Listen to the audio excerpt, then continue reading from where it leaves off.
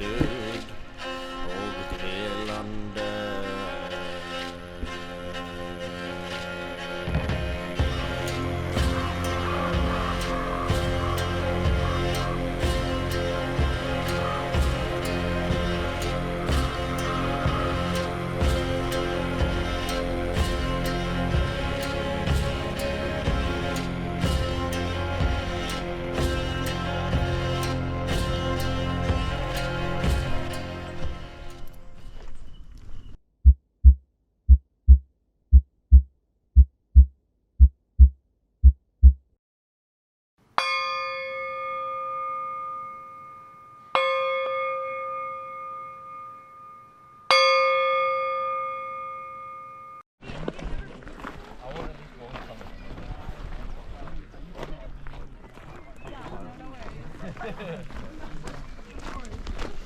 On the way to Stonehenge.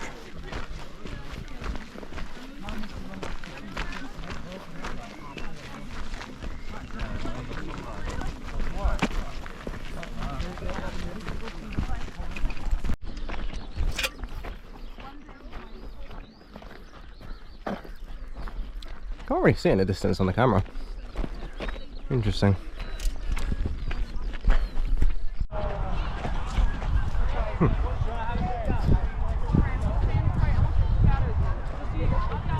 Bare people here.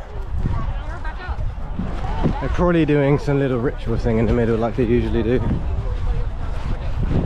Maybe. And people are climbing on them, aren't they, motherfuckers?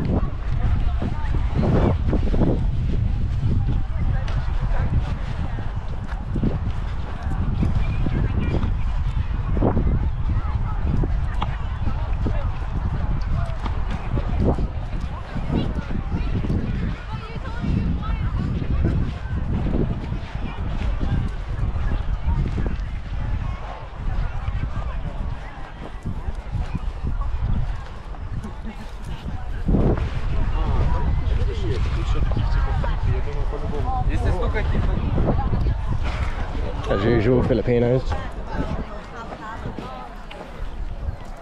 Who's burning sage?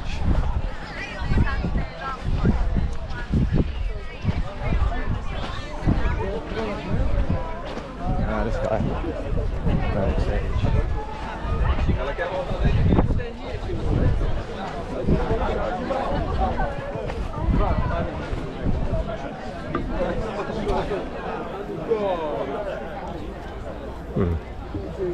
Intriguing.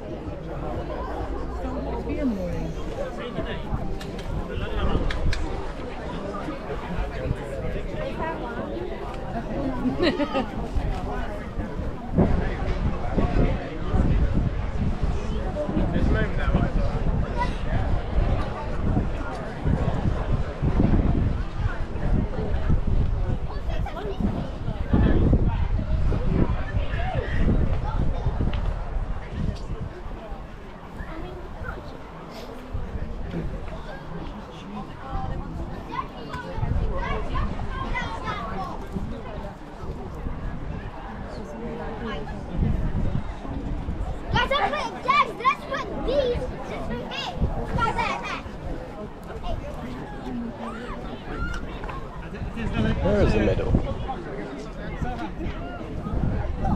Just the middle.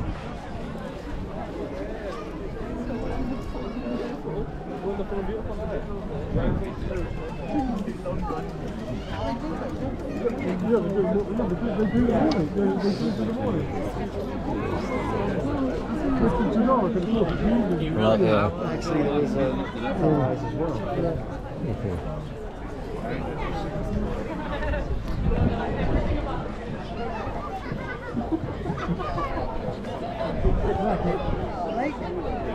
It's funny how no one's meditating on a massive fucking vortex.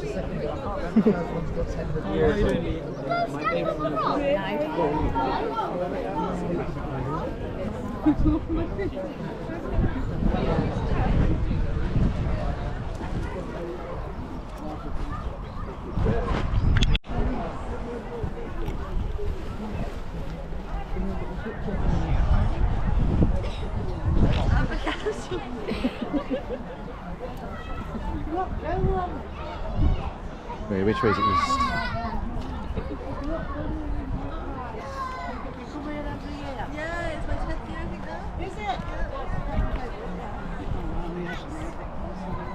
At this part of the video, I actually spent about 40 minutes meditating at Stonehenge. So I'm currently not near the location. This is like a few weeks later. I just needed to kind of update, put a bit into this part of the video because obviously I didn't record myself meditating at Stonehenge because I didn't really want to leave like a 400-pound camera just sitting there. Anyway, so what did I experience while meditating for 40 minutes at Stonehenge? I'm going to show you. I don't know how long my battery is going to last while recording this, so hopefully it lasts the whole time. Hopefully, otherwise you might see me back at home doing the next bit. But I had a first 20-minute session of meditating at Stonehenge that was a kind of connecting to the area place. In my first 20 minutes I didn't have any kind of visions of what was going on. I kind of what happened in the area, so a bit of a teaser. What I saw seems to be how Stonehenge was used in the past. Okay, by the way, I'm in a place called the Cathedral of Trees. It's basically a cathedral layout but with trees. It's very interesting. As I was saying, I'm going to take a little seat because I'm going to need to show you some stuff anyway. Alright, so the computer's over there. Oh well. Alright, as I was saying, first 20 minutes. Oh, there's a dog coming to me. Hello, doggo. It's alright, I like dogs. Hi. Hello. What's your name? What's the dog's name? Alfie. Hey.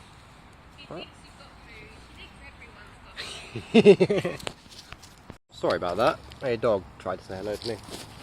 Alright, as I was saying, so what I seem to have found in that first 20 minutes was like a connection meditation, connection to the area, kind of having a feel for the energy of what was going on in that area at that time, at the time that it was used. So it was heavily used for rituals, not just what people would call right-hand path or left-hand path. They were an equal tradition. They had people in black robes and people in white robes. I will show you pictures. I didn't really draw the colours. I'll explain when I show you the pictures. I do not know how long this battery will last, but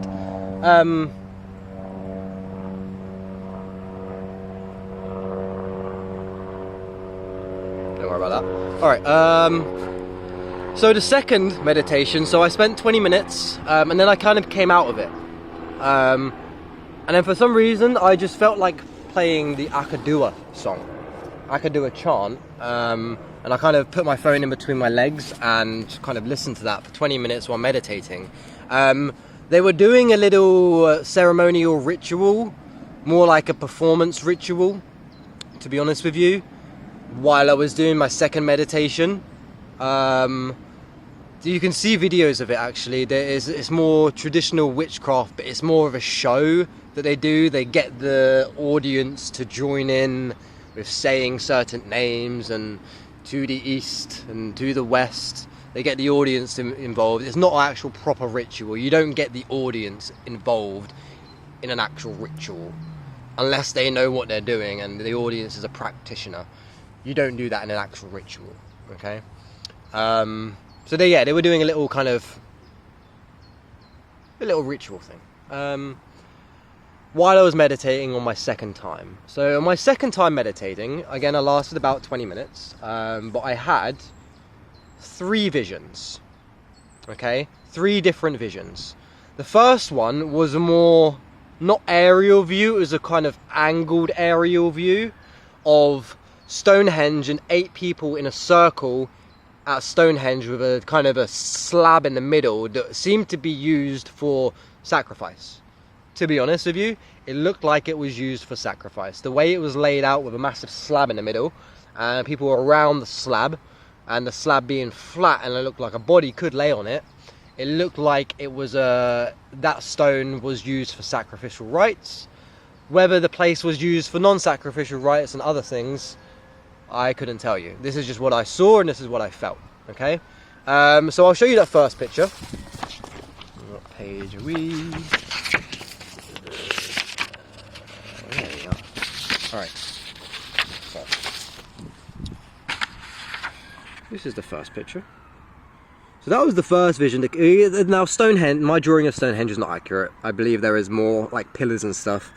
I just kind of drew a rough idea of Stonehenge and then drew the people. That was my main focus of what I saw in the meditation, was the 8 people around. The two at each end. So 1 at each end, if you notice that, and there's 3 on each side. So 8 altogether. That's what I saw at that time, and I did see more people in the other visions. So it was used with more people. Okay, Stonehenge is big. Okay, if you actually go there, it's big. The stones are big. There was a lot of people that were using this area. The second vision came to me was one of the most intriguing ones. The second to most intriguing one, in my opinion. The last one was the most intriguing.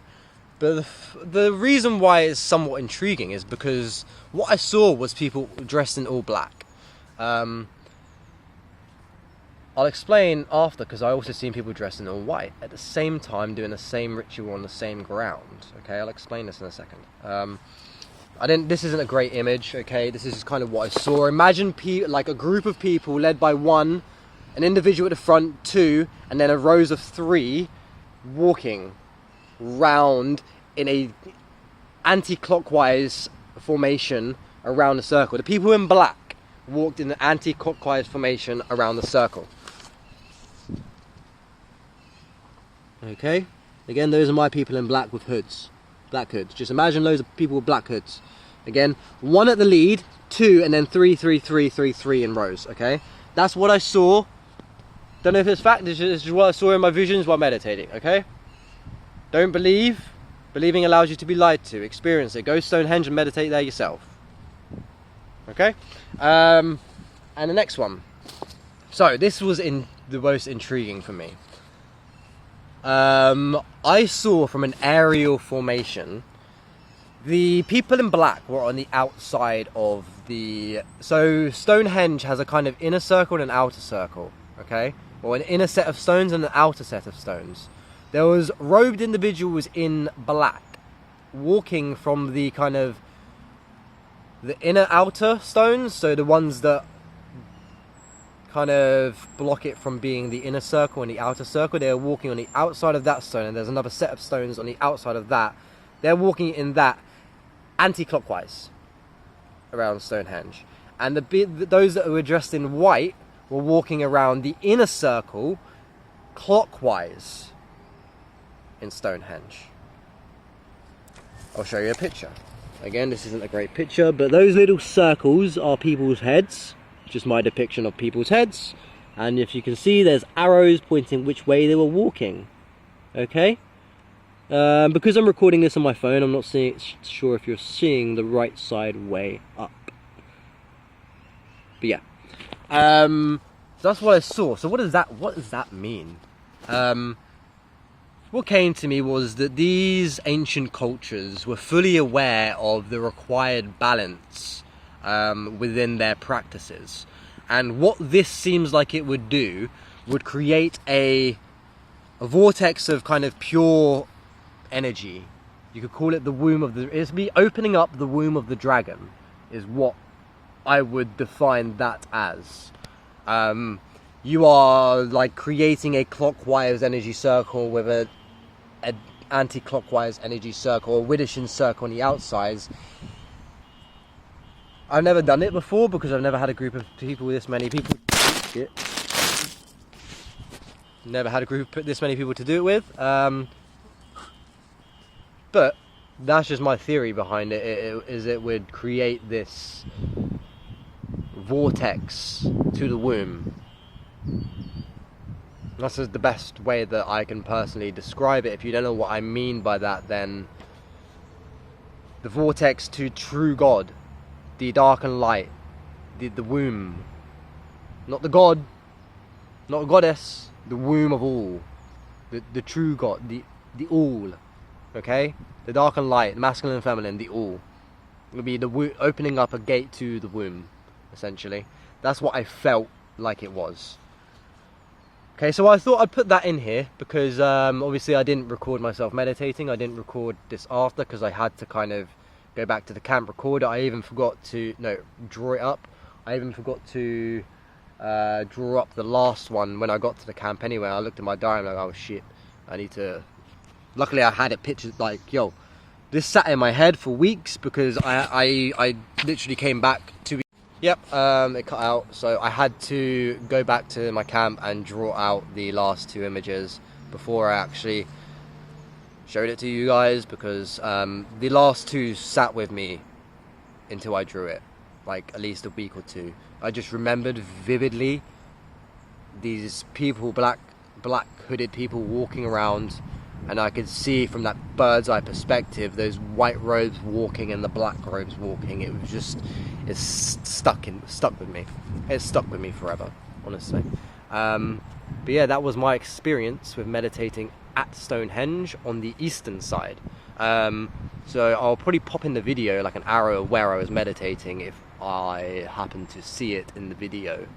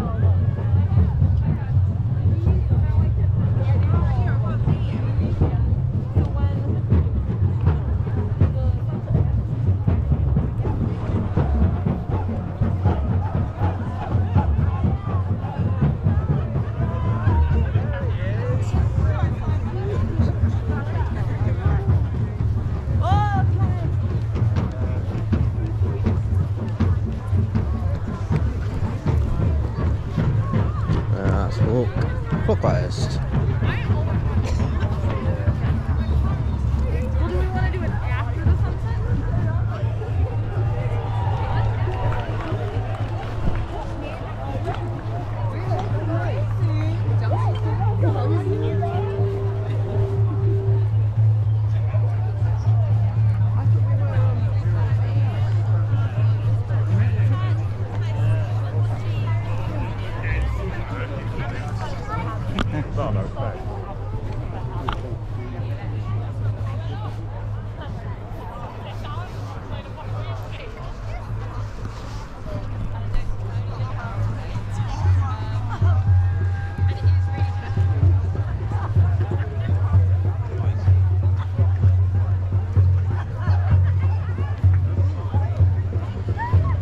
You can see a handful of people doing some things here.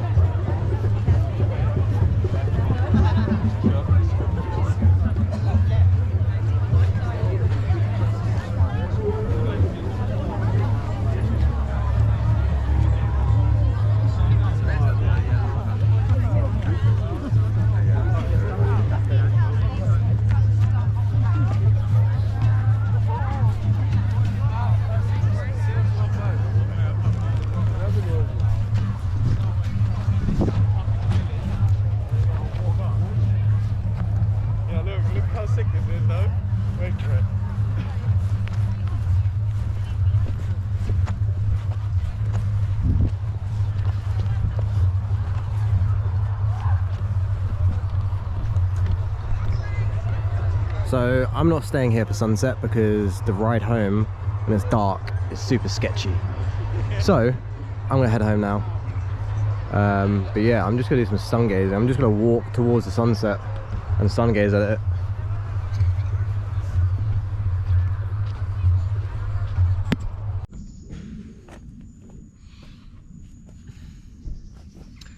What's good, YouTube? It is day 2.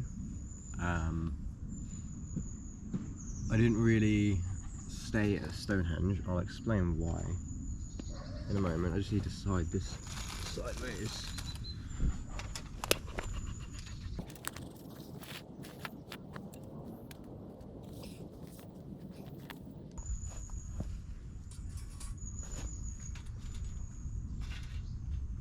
Anyhow, yeah, I didn't stay at Stonehenge because, as you may have seen, the drive there was pretty sketchy, and the drive back would have been even sketchier.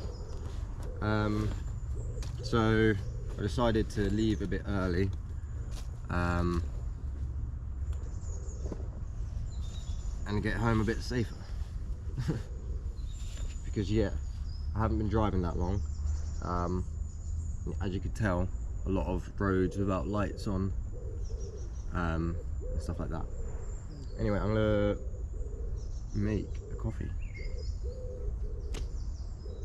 Where's my lighter? No.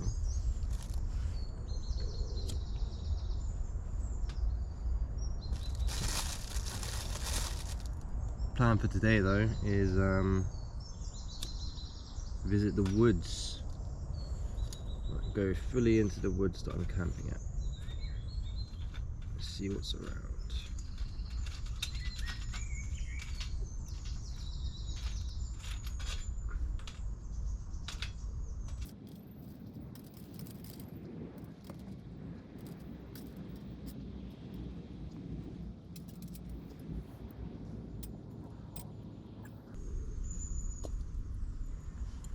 Anyhow, plan for today, walk around Savernake forest pretty much all day. So I'm going to record pretty much all day, probably talk about some stuff. I don't really know, I don't really have a plan of things to talk about. I'm just going to talk about stuff, things that I've been doing. I'm not going to talk about things that I plan to do because I don't really like talking about things that I plan to do anymore. But yeah, we'll just walk around the forest, see what it's like, see what I get intrigued to do and find. But I'm here for one more night, and then tomorrow we are going to Avebury and the Barrows.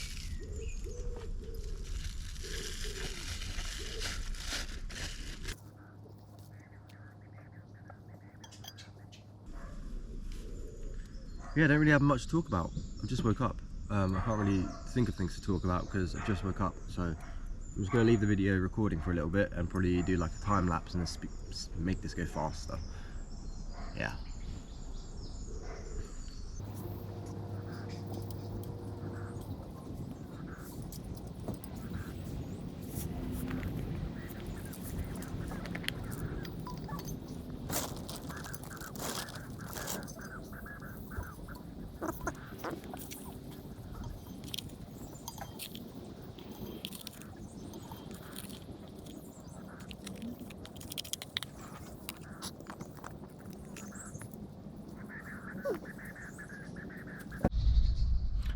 I am back.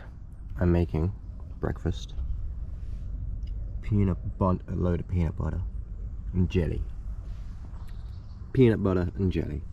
I thought I might as well just get jelly instead of fruit, because fruit might get eaten by wildlife if I leave it outside my tent. If I could put it in plastic bags, jelly will do. Anyhow, I'm gonna put the camera down.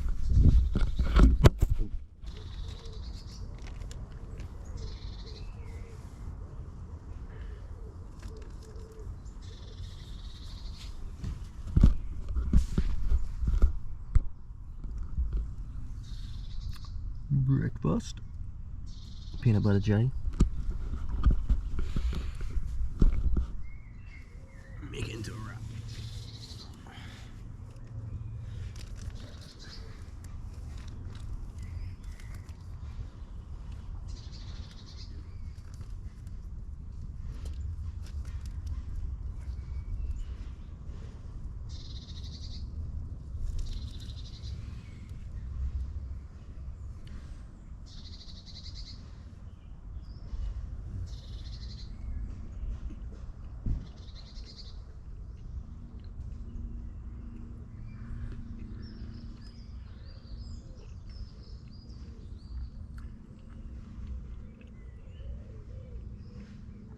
Absolutely banging.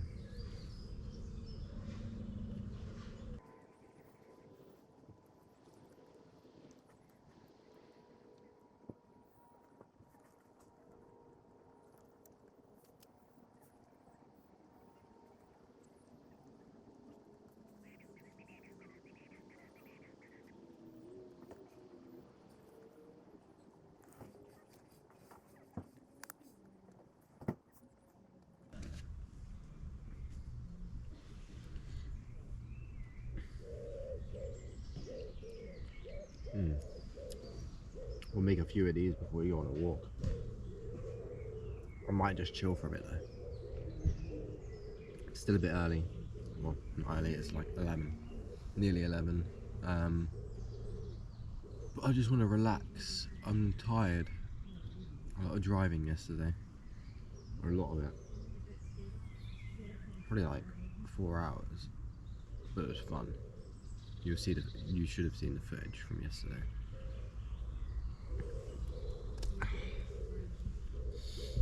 Yeah. Time to go into the woods again. But this time, we're going to do a full walk of the woods. Well, not, I don't know if we're going to do a full one. I'm going to put a picture of the map on in a second, and it's massive. Absolutely massive. Oh.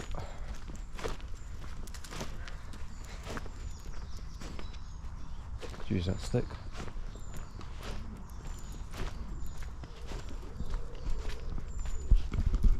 Anyhow, yeah, this woods is gigantic. I'm not sure if I'm going to be able to do the whole thing because it's massive. But we'll see how far I end up walking. Yesterday you probably see me, well, on the previous video you probably see me drive kind of through the woods on the way to Stonehenge, which is pretty cool. That looked pretty dope. Just personally just driving through. But we went kind of that way last time. Let's walk past this big oak.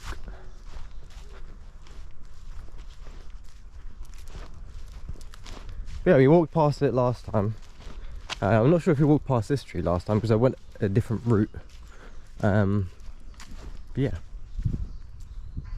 beautiful tree.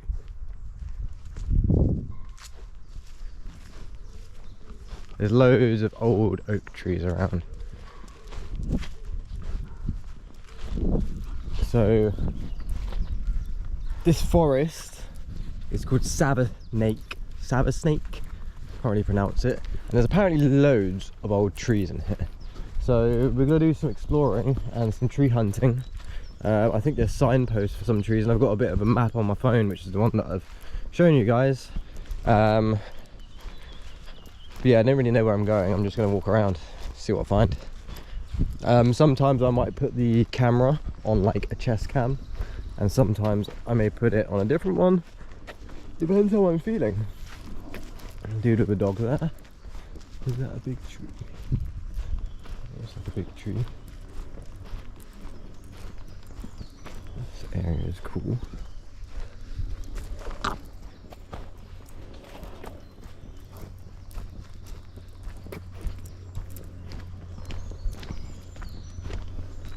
This way?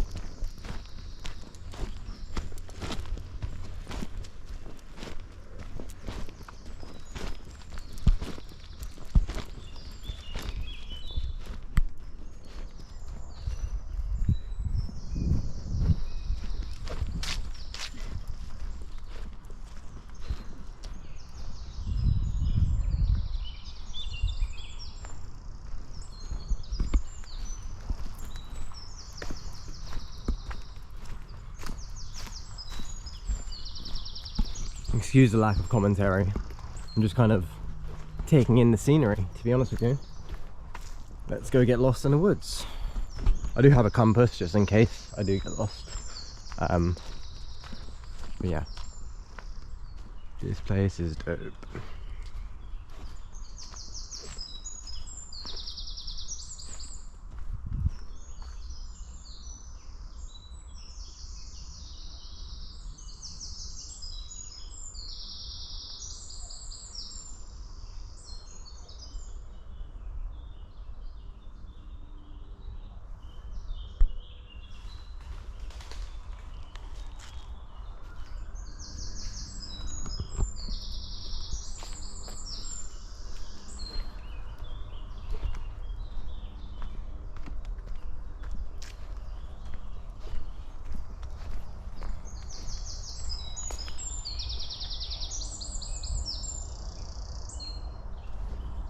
I'm gonna go off the beaten path soon.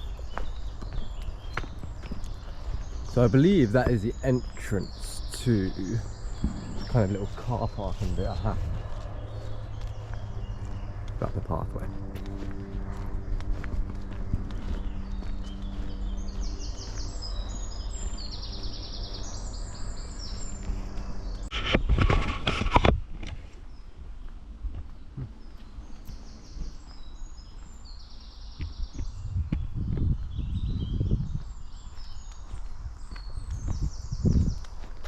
Put in front.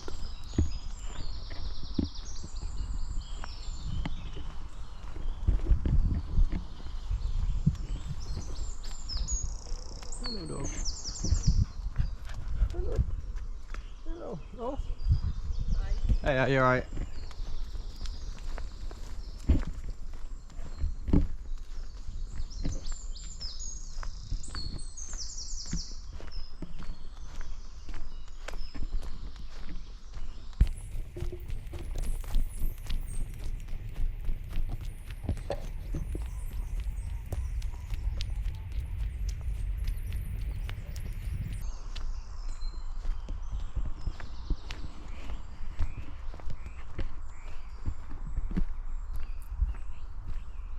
Anyhow, since I did not talk about the Ascending Flame project that I mentioned on previous video, might as well talk about it now. So the Ascending Flame project, so if you didn't watch the last video, the Ascending Flame project is something that you need to do to be able to try get a kind of membership to the Temple of Ascending Flame. There is no cost for them. It is just a 7-day project that you need to do to kind of prove, in a way it's like proving that you have the potential to be able to do work with them. So 7-day project consists of performing an invocation 7 days and a guided meditation. Now this guided meditation isn't really a quote-unquote guided meditation, because when you think of guided meditations, a lot of people would think of you listening to something and letting that guide your meditation while listening to something, like with headphones on or something with like ambient surround sounds. This guided meditation was, you have to remember the meditation. You needed to read it from a piece of paper, remember it before heading into the meditation, which was very intriguing for me. I find that to be very potent. It's like programming your subconscious beforehand to experience something, because it's ingrained in you. It's a good way of programming the subconscious. Let's go off the beaten path a bit. But an acorn and a mushroom.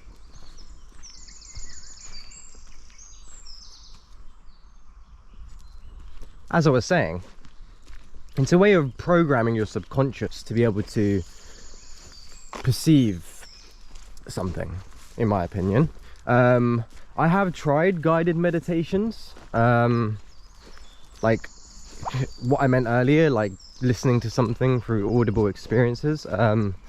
I didn't really like it because I felt like I was focusing on that voice too much. Like I was focusing on something external a bit too much, and it wasn't internal. I wasn't the one, even though when you remember a guided meditation, you're not the one putting it together. It's a lot different. Just trust me on that one. So yeah, it's optional. On the first day, you do need to anoint the sigil with blood. So they give you a sigil that you need to either print out or paint with a black background and gold, and the sigil in gold. But then you have to either anoint that on the first day or daily, but it has to be at least done once. And they say if you are uncomfortable with practicing blood magic for yourself, on yourself, then you probably shouldn't be working with the temple. But yeah, so the first day kind of I had to build my a new altar, because I asked if I could use my current altar and they said no, you're gonna need a new one. So I kind of built that on my first day. Luckily I found a table that the neighbor was not using and just crafted that into something.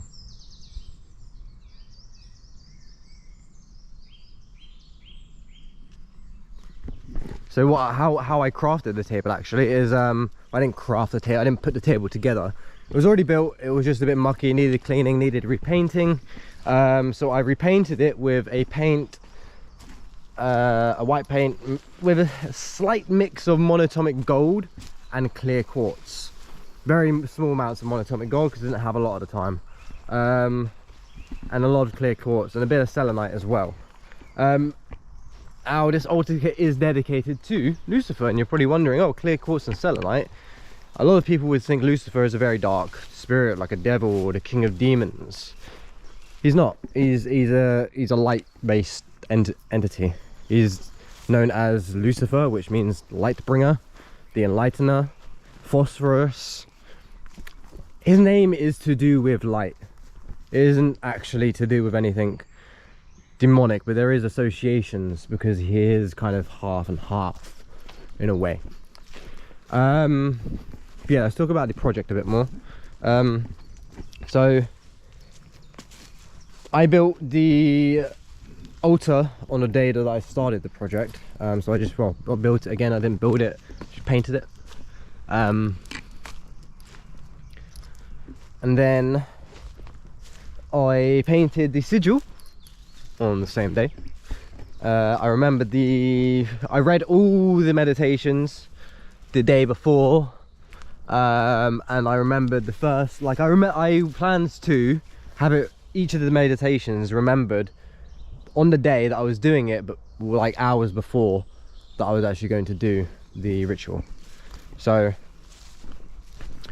I would just read it for like a few hours before I do the ritual and just make sure I've got it in my head, that I know what I'm supposed to be remembering for the guided meditation. But yeah, you performed a kind of gateway, no, not a gateway, a sigil activation. So in the name of the dragon, Lucifer come, you would call, do I go through here? Yeah, let's go through it. You would call him there. Should I be going through? Probably find a cool place. But yeah, in the name of the dragon, Lucifer come, is what you would call to start or to activate the sigil. And you'll do this. It depends on you. Everyone has different senses. Some people can see astrally, so you would see the room kind of changing. Some people can't see astrally, so you would feel the room changing. It all depends on you and what you're attuned to. But in short, sigil activation, invocation to Lucifer into the guided meditation. Now typically the invocation to Lucifer will kind of put you in that meditative trance. That's what it felt like for me. Like every time I finished the invocation, I kind of, at the paper that I read the invocation from kind of just slipped out of my hand. So yeah, this place is beautiful. We're just walking through the freaking thing. I don't know where I'm going. Never said I did, but it looks intriguing. Looks like we're going through like we're dinosaurs in the jungle. Dun, dun, dun, dun, dun, dun, dun, dun, dun, dun, dun, dun.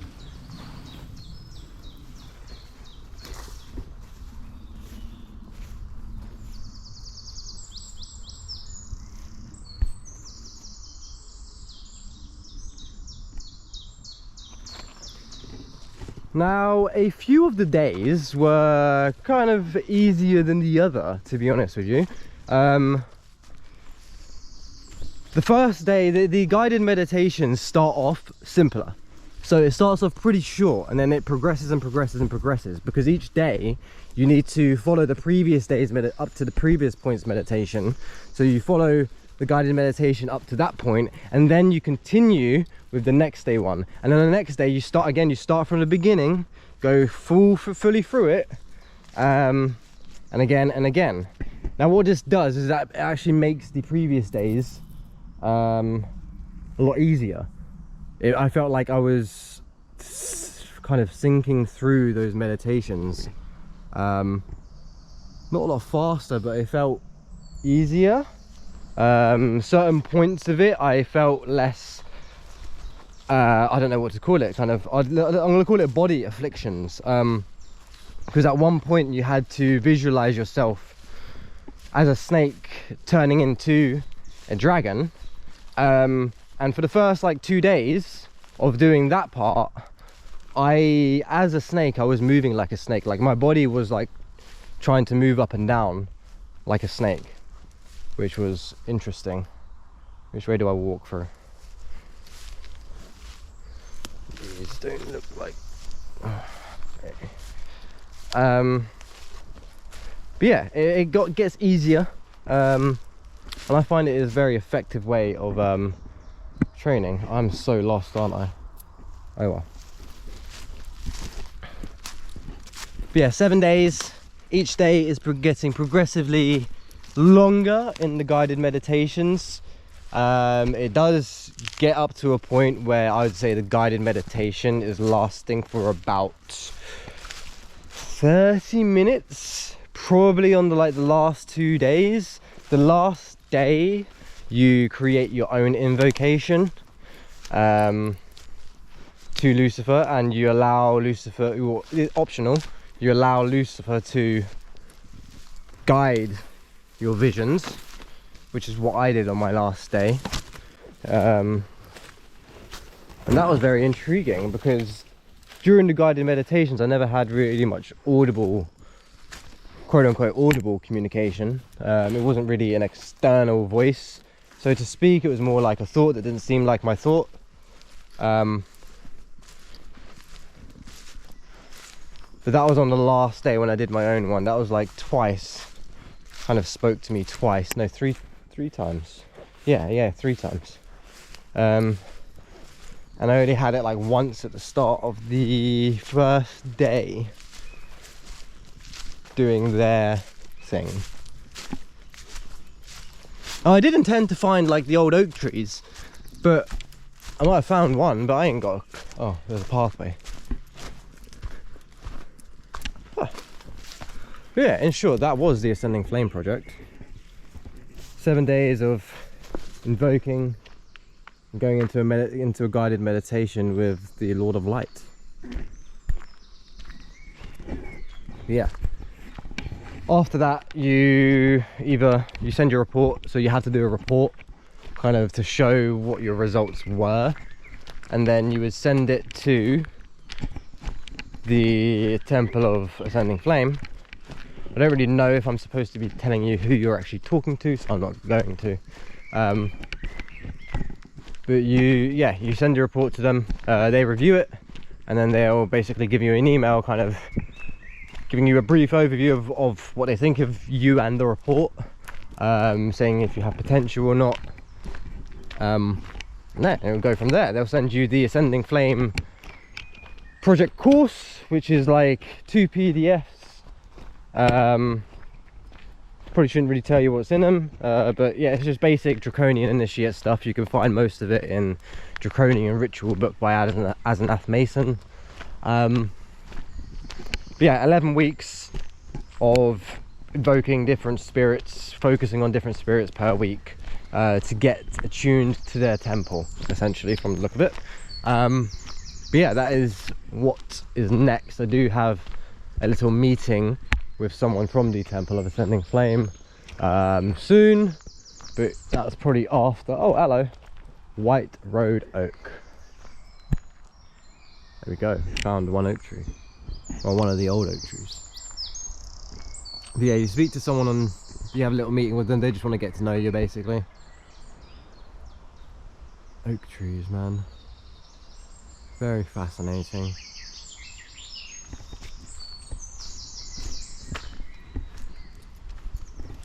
They have like personalities, and you can always find like little faces on them.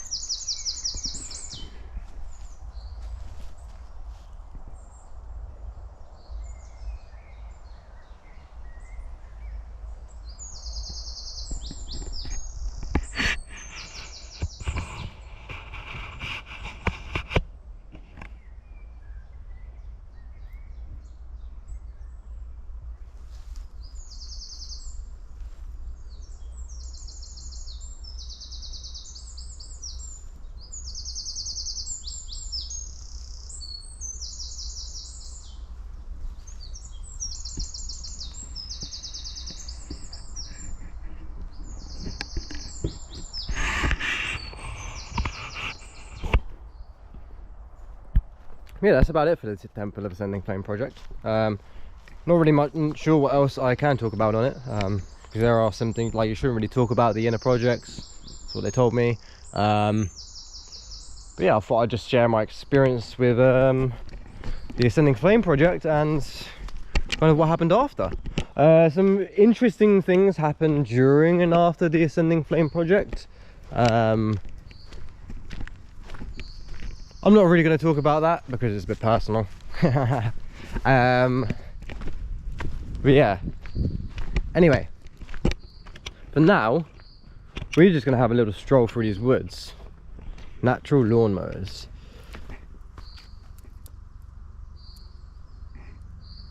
Are you saying there's cows on here? Interesting. Very interesting. Anyhow, let's go through. Oh, that hurt your ears, didn't it?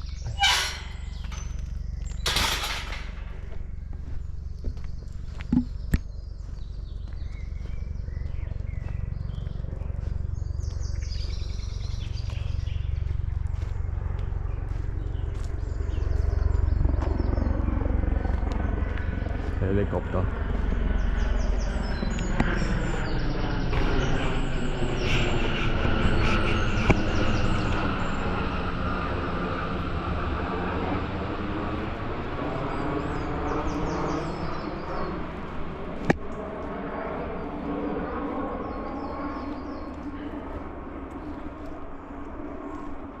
So, I thought I'd add a little bit in to explain kind of what I'm going to be doing with YouTube from now on. So I'm going to be making a lot less videos. It's going to be less kind of teacher-esque and more kind of just sharing my experiences, going on little adventures like this one.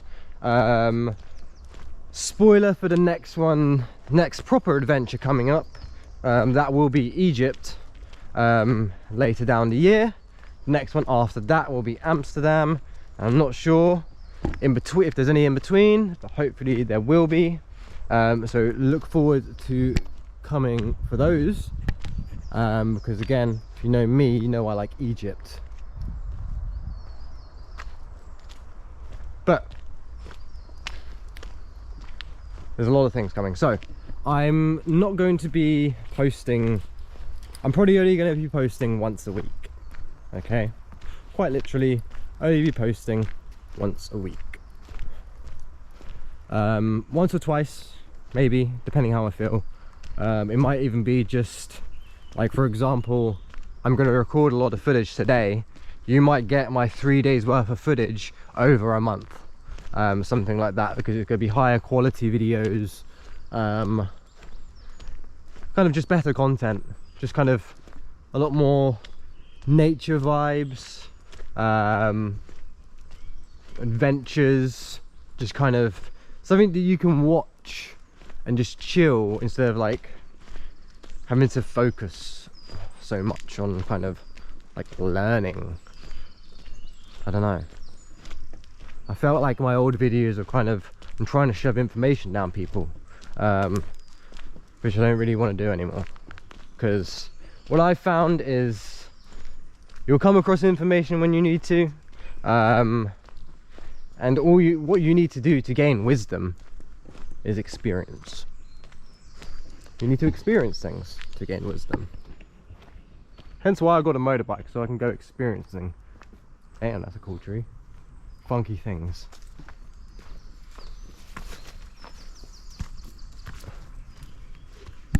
Had to ruin it with a rope swing, didn't they?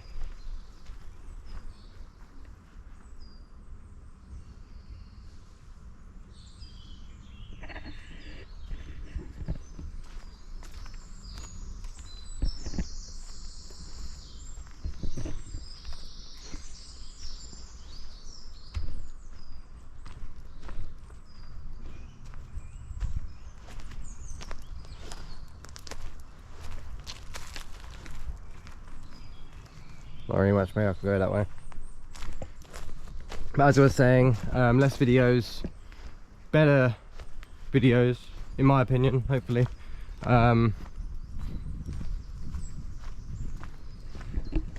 don't actually have the GoPro myself. I'm kind of borrowing my sister's, but she doesn't really use it, so hopefully I can borrow it quite often. But she's going to be coming to Egypt with me, so I'll definitely be using it in Egypt. Probably have her in some videos, maybe, I don't know. But yeah, I just felt like a lot of my old videos is just me not being me. I didn't really like it, so I'm just going to be a bit more natural, walk around in natural places, do things. Obviously we'll talk about witchcraft and occultism and all of those sorts, but it's going to be less of that, more of it in kind of this style of video, but less of it in just kind of its own video, if you know what I mean. So if you watch through my videos, these little adventure videos, you'll get those little bits that I used to talk about in my shorter videos. Yeah, but you'll just get a better setting, better quality video, and some cool things like trips to the forest, trips to Egypt, trips to Amsterdam. I plan to go through the 7 chakras of the world, hopefully in the next couple of years. But I do want to go to like Prague as well. It's supposed to be known for occultism.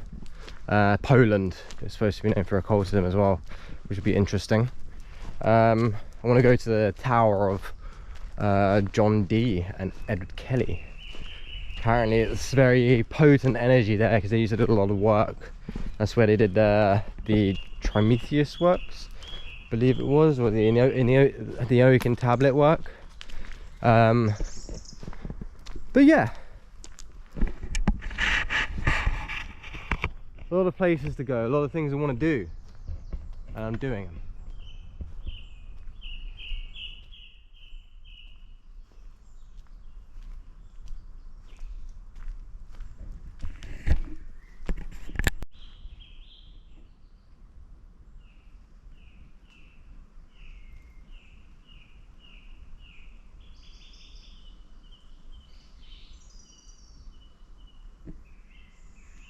It's talking, Mary. The tree is talking. Tree? I am no tree. I am an ant.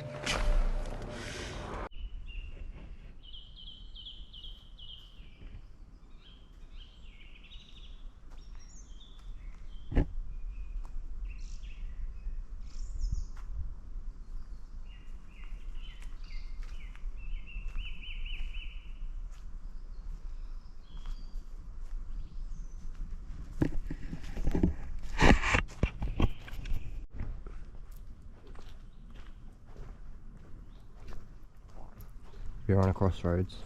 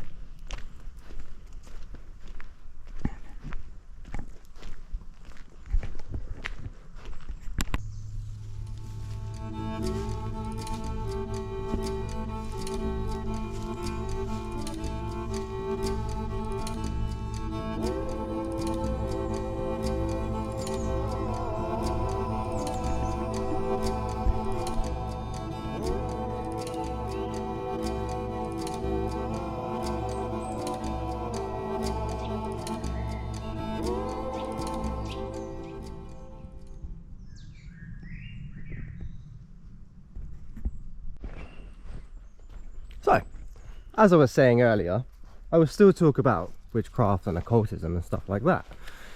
So there is something that I have been meaning to kind of talk about before. That's something I've kind of, as far as I'm aware, put together myself. I haven't really found it anywhere else online. I mean, you kind of do, kind of don't. But it's something that I call mind's eye scrying. I've actually kind of explained it before in some of my like tarot readings that I did, where you would kind of ask your higher self a question, or your holy guardian angel, or your inner daemon, whatever you'd like to call it. You'd ask it a question and ask it to show yourself the answer within your mind's eye. Now, to start with, you only typically want to do like a yes or no answer, or like a number answer. So asking between like a number between 1 and 9, yes and no answers. You want to keep it simple first, because you don't want, it's easier to focus on one single digit, let's say, than focusing on like a phrase or an image, or like a larger scale image, like something that you can draw, like mountainside scenery, stuff like that. It's a good way of training your astral sight to become attuned to kind of other senses per se. So what you'll need to do is get yourself in a meditative state. Now, how do you get yourself in a meditative state? There are many ways to get yourself in a meditative state. I'm in one right now. But for this one, you're going to need to keep your eyes closed, because you're going to use your black canvas when your eyes, well, the canvas that's typically black when your eyes are closed in a dark room, for the scrying. You can kind of think of it like a Black Mirror scrying, but it's more like the blank canvas of denoting that you are, in a way. So what you do, get yourself into a meditative state with closed eyes. So preferably a seating meditation, or a laying down meditation. Any still form of meditation that you prefer with your eyes closed, you will need to do to get yourself into a trance state. Now, what is a trance state? That's a good question, hey? How do you know when you're in a trance state? You know when you're in a trance state because the best way I can personally explain it is you feel melted with everything. You don't feel yourself. You kind of feel in this, like, this is how I personally feel.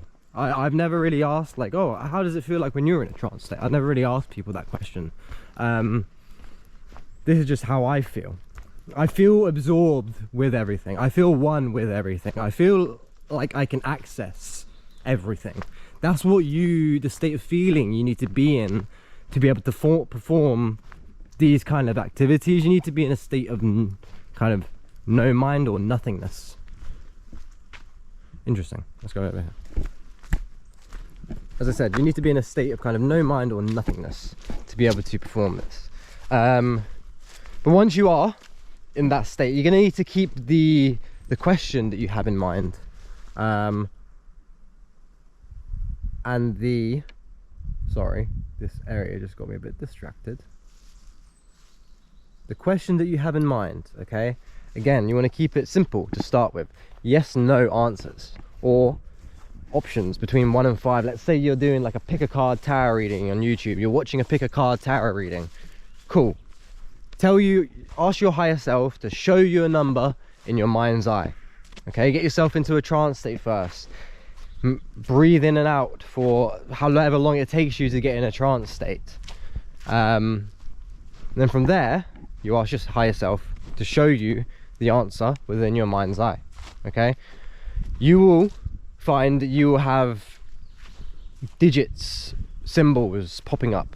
Okay, if you ask for specific answers like show me yes or no, or Y and N, it will show you that. If you ask for specific answers to show you between 1 and 5, that's again what you're watching a pick a card for tarot, and you want to know which one that you should pick, really, instead of just which number intrigues you. Sometimes it is correct, actually. I find that a lot.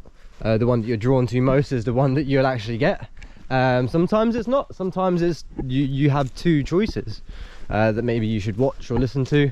There can be many possibilities, but yeah, ask your higher self to show you the answer.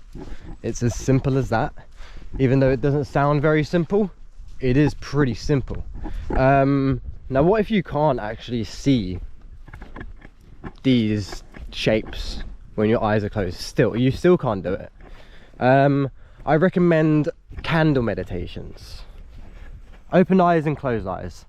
Start off open-eyed candle meditation. Focus on meditating with your eyes open on a candle flame. Okay, with your eyes open. This will program your subconscious to visualize a candle with your eyes closed. Okay, so do that for like 3 days minimum, up to a week, depending on how you feel. And then you can progress with your eyes closed again, 3 days minimum, up to a week, depending on how you feel. If you need to do it more, do it less. Pick and choose for you. You might be able to do it really quick. You might get it in a day. But from there, you can go on to a lot of things, to be honest with you. Once you're able to visualize a candle flame in your mind's eye, you can start to visualize a lot of things. So from there, you can go on to this. Squirrel.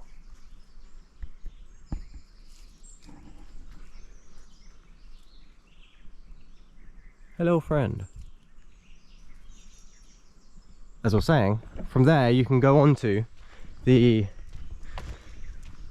asking your higher self for answers, and then asking them to visually show you within your mind's eye as your blank canvas or your black scrying mirror, which is your mind. Your mind needs to be a no mind blank canvas to be able to perceive it.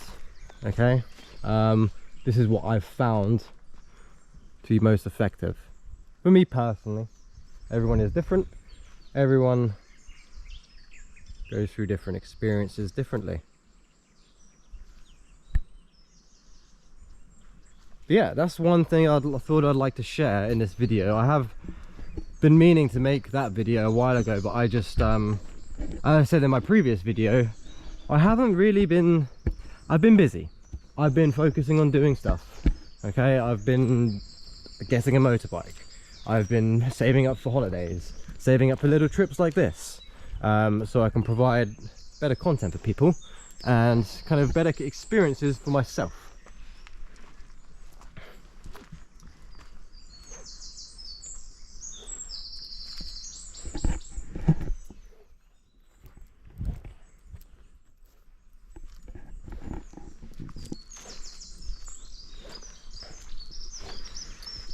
I may have some other things to share with you at a later point in time, but I'm gonna keep it probably small bits, like one a video, maybe little small ones, wild and adventures.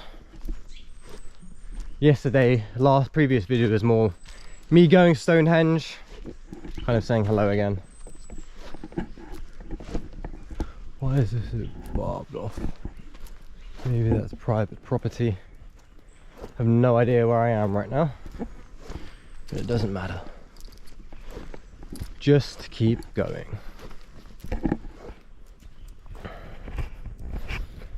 Probably gonna be a bit annoying to find my way back though, but I've got good visual memory, so I should theoretically... Oh no, I did walk for a freaking forest bit. I'm not gonna know my way back through there.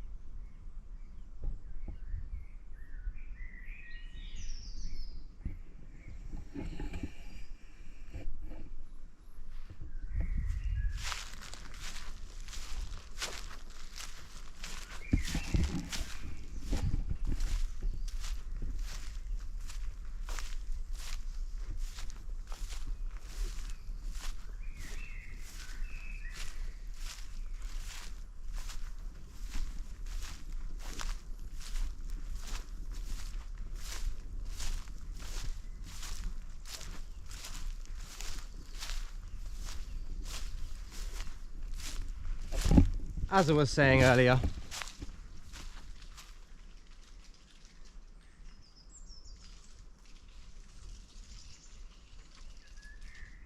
what is going on over there?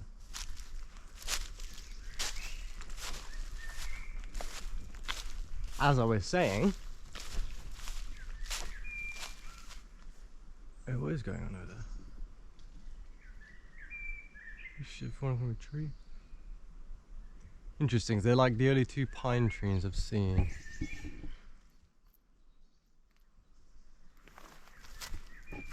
I'm just not looking for the pine. Oh, there's plenty of pine trees.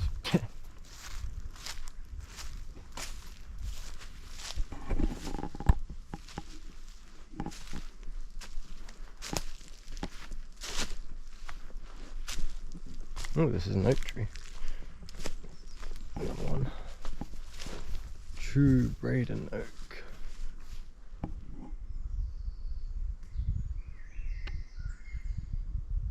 I might take some oakwood home. Don't really have the ability to take it home though, unfortunately. But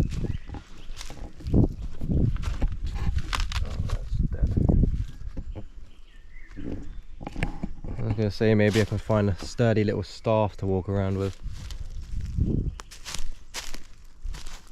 But I'd need to chop it off a live tree to make it sure it's sturdy, which I'm not going to do. Another one.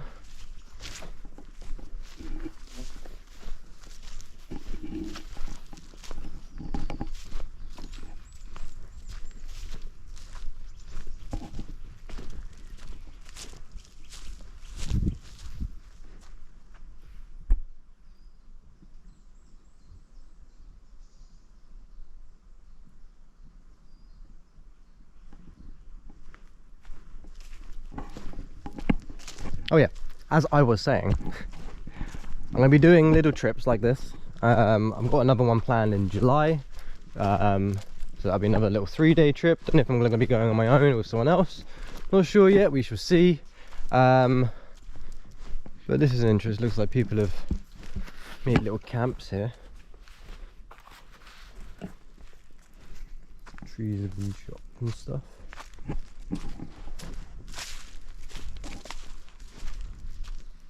Look at that one.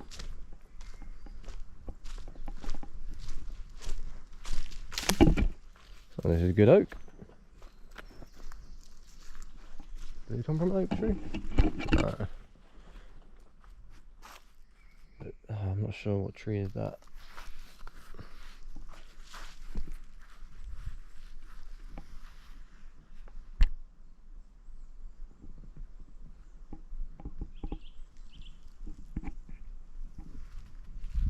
Let's walk this way anyway.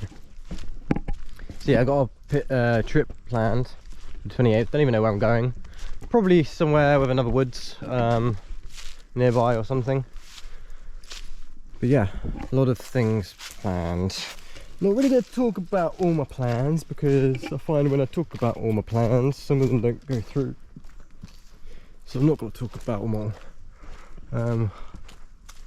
You'll just have to wait and see.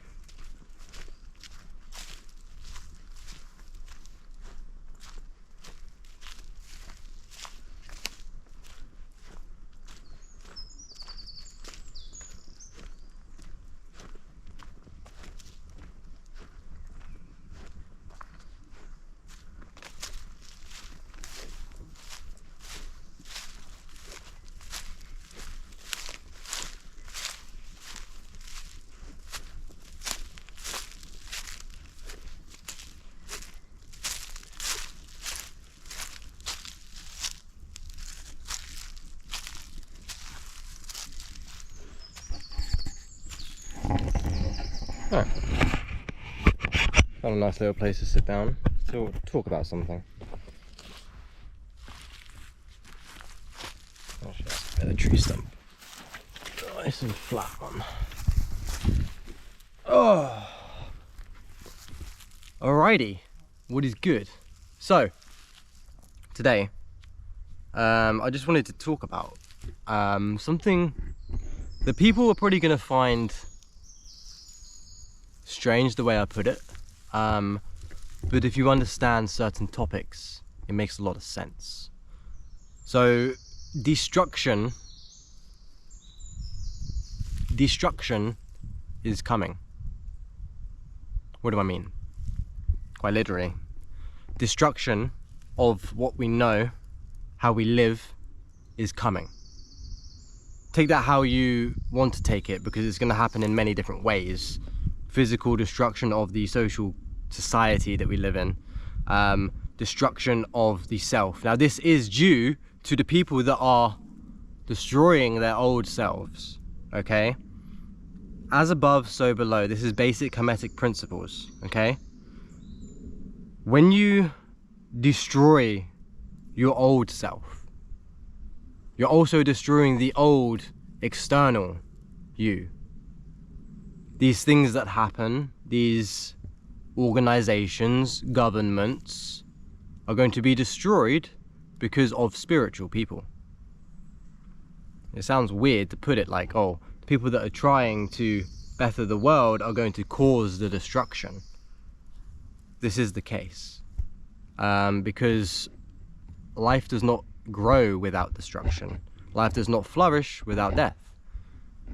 Okay, these trees don't get, or these other trees won't get nutrients without the fallen leaves, the death that occurs during the seasons, like winter. It's all life-death cycle, okay?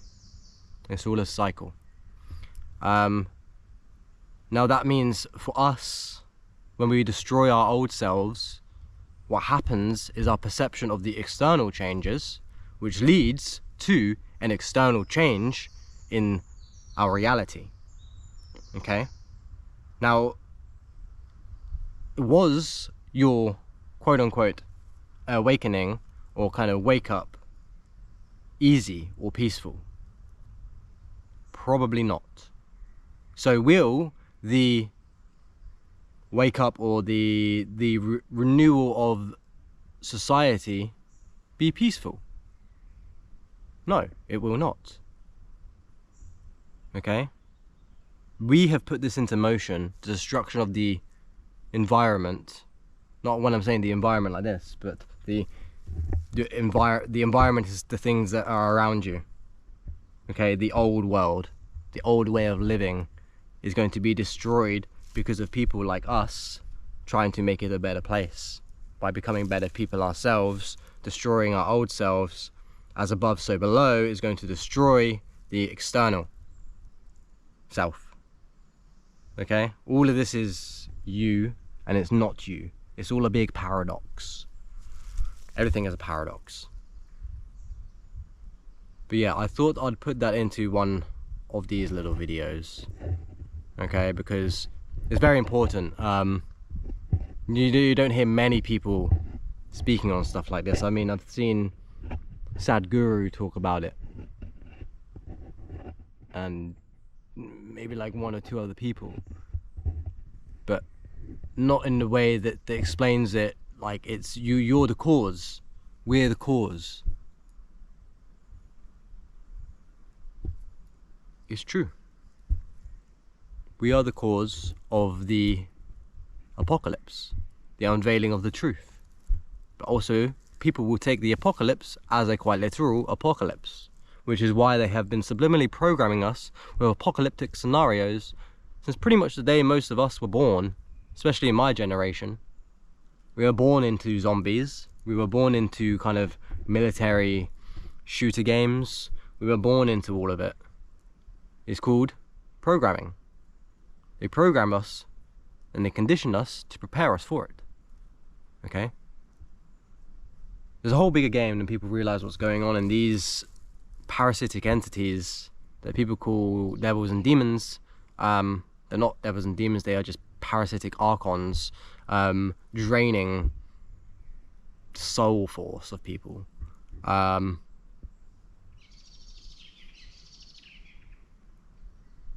it's not going to be easy because they don't want it to go. They don't want to lose control for obvious reasons.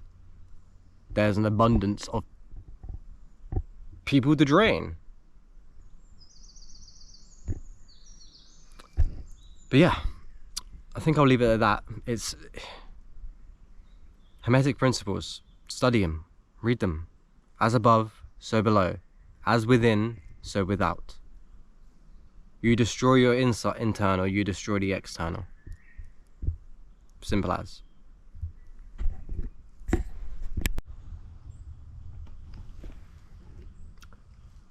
So, from the look of it, we are at the edge of what looks like private property. I've just looked on Google Maps. Luckily I've got a bit of signal here. It looks like I'm kind of at the eastern side of the forest. So I'm gonna head this way, because this way I believe it's west. Let's just double check it. So that doesn't make any sense.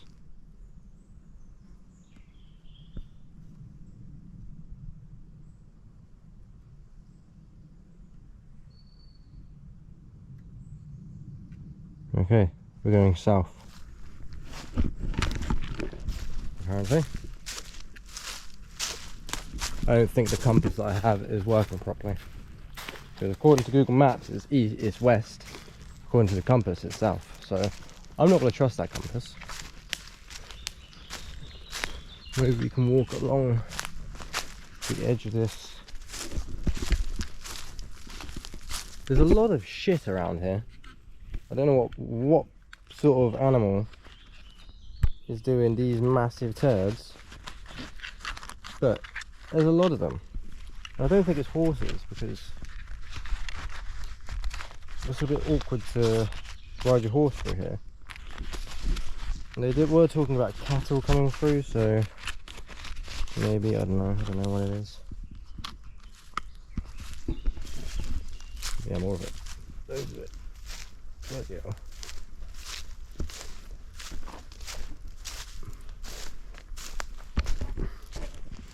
Maybe deer or something? I don't know.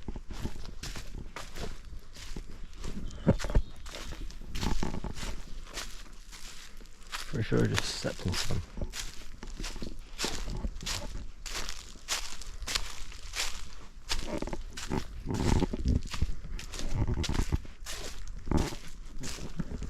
Yeah, I think I'm going to prefer these sort of videos, more exploration of places, less kind of talking, just more kind of you and me experiencing new places.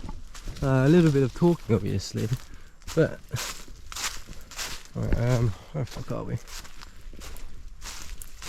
There's no gate, so I'm assuming it's not private property. Is it private property? Fuck knows, mate. Don't leave your gate open then if it is. That looks like private property.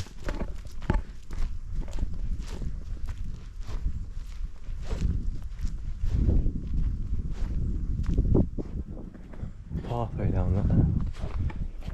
Conservation grazing with Hereford cattle. Large fence box for the Savernake. When the gate is locked, it means the cows are in this paddock, so the cows are apparently in there. Looks like there's been a vehicle drove through there.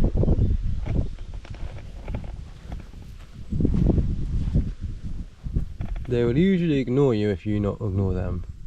Helping to recreate a traditional woodland grazing under the programme developed by the Forest National England. If they approach you, hold your ground and walk on. They are used to dogs but may shoot. If Rory let the dog go, walk away and call the dog, it will evade the cows. Okay. Well, I don't have a dog with me, so I want to go this way, because I believe this way is the way to the Big Belly Oak. I'm assuming it's a big oak. By the name. I don't know if I'm on private property, but should put some fence, and you should put some signages to fucking signify it, because you can't complain if there's no signage. There's obviously a fence there though, but I don't know. Just gonna follow this, see where this takes me, see where we get.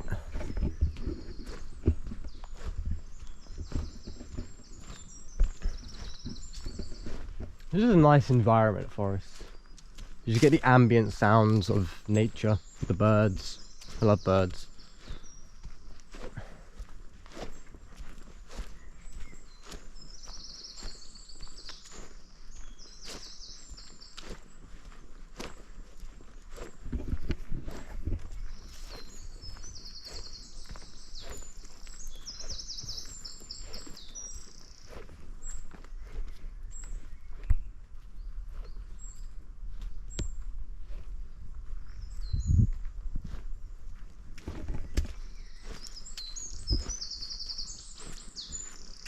Definitely a vehicle driveway, this one. Probably not supposed to be on this, but oh well.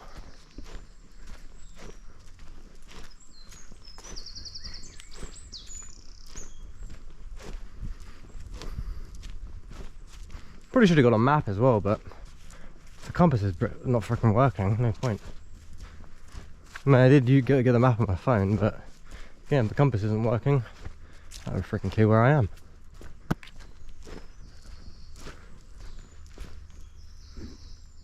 Oh, there's a tree. What is that? Where is a tree? It was like some big deer or something. You can't really see it from here, but over there. Log from a distance. Looked like like a big fucking deer laying down.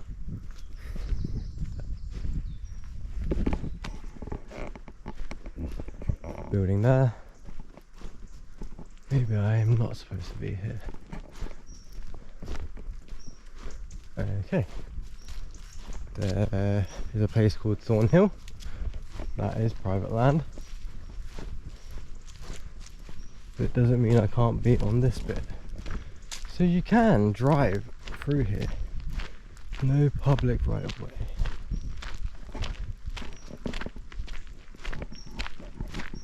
Interesting.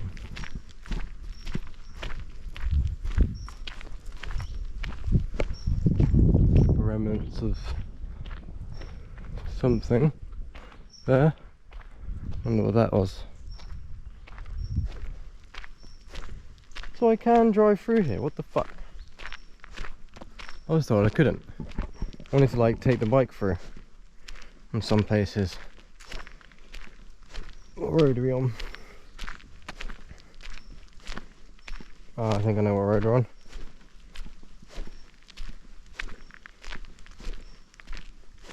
Yeah, I know what road we're on. Okay, so I can drive through here. Oh, dope. Cool.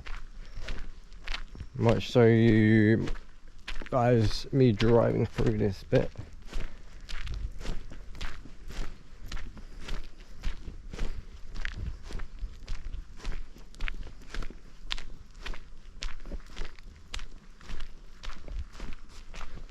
Yeah, there's shitloads of oak trees everywhere. This place is just filled with oak trees, it seems.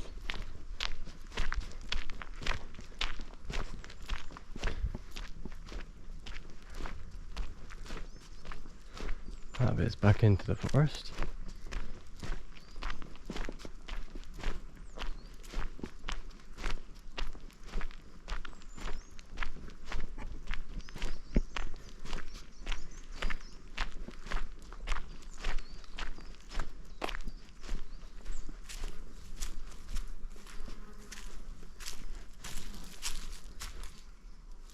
So I think they actually move the cows into here sometimes.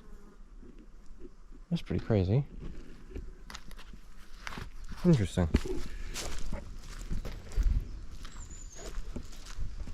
It's down this way.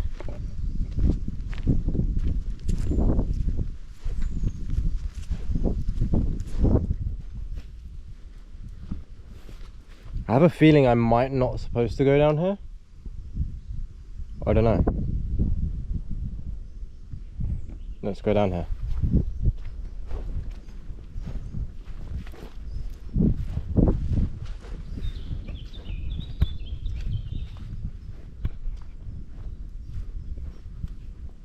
Looks like a nice area though.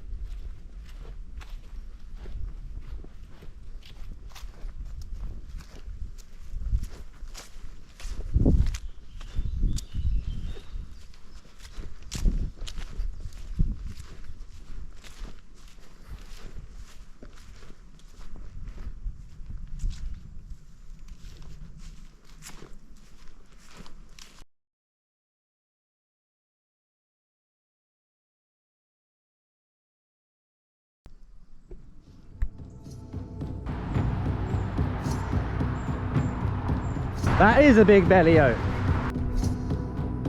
Same auto. There's deer in here, by the way.